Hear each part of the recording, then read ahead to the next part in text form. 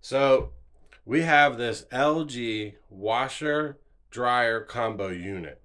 It's a single unit like this, but it has both functions built into it. We absolutely love it. We got this about 5 years ago.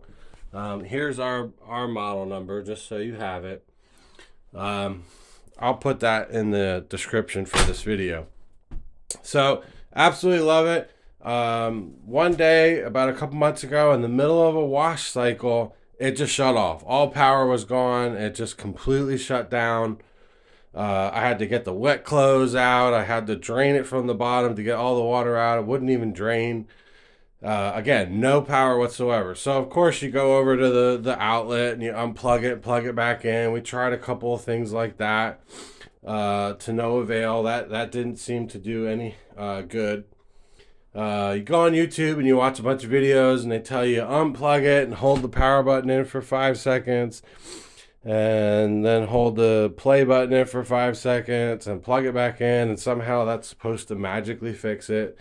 Yeah, that didn't work either. So at that point, I was thinking, well, I'm going to have to really get into it and fix some parts. I took the lid off, started YouTubing videos, what's the fix for this LG washer? Well, they start off by talking about this power filter, and it could be that. So I, metered everything. Everything came out the way it's supposed to. Everything got just the way it's supposed to. But I thought, well, it's an inexpensive enough part. It's just a couple of plugs and a screw. So I unscrewed it, took the plugs out, replaced that part with a new version, plugged everything back in. Nothing. Didn't fix the problem. So then I'm like, oh man, this is really getting to be a big deal. A lot more YouTube videos and searching and playing with buttons. Nothing worked. I'm like, well, obviously the main PCB, the motherboard here, must have just gone bad. Something went horribly wrong. I don't know. Shorted. Took this all apart. Took this out. Found the appropriate one to replace it with. Cost me, I don't know, man, it was like $350. So I get the new one a couple days later, put it in, get everything all put back together, and lo and behold, plug it back in. Nothing. Did not fix it. Did not resolve the issue whatsoever. Still could not even get it to power on. And at this point, I'm at a loss. I'm thinking that it's, $2,000 machine, lasts me 5 years. Oh, well, what are you going to do? Things just don't last anymore. But as a last ditch effort, on one forum somewhere, I caught somebody who mentioned that he had an issue with his door latch switch. So I thought, oh, okay. It's an inexpensive part. This part here, here's what it looks like on the inside. So I guess it's probably like, well, no, it's probably like that on the inside here. And there's a little socket down there that your wire harness in the back of this plugs into. So you just undo these two screws.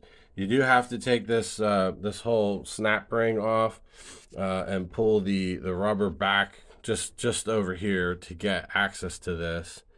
Once you get those two screws out, you can pull the whole thing out, pull the harness off, plug the new one in, and then of course you got to work on getting that snap ring back together. And there's a lot of YouTube videos on putting that snap ring in, so check those out because that can be a real bear getting that snap ring back on.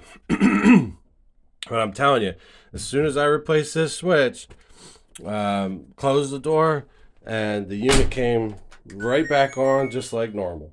And it baffled me because it literally went off and shut down, no power in the middle of a wash cycle. And I could not believe that a $2,000 washing machine was handicapped and disabled by just this simple door switch.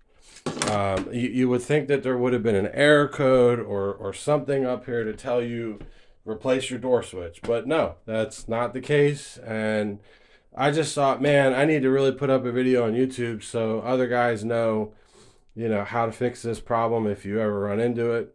So if you're having an issue where your washer or dryer won't turn on, I recommend starting with this. I mean, you can do all the other button tricks and whatnot, but honestly, this was a fairly inexpensive part from Amazon. There's the number that I got for my model machine.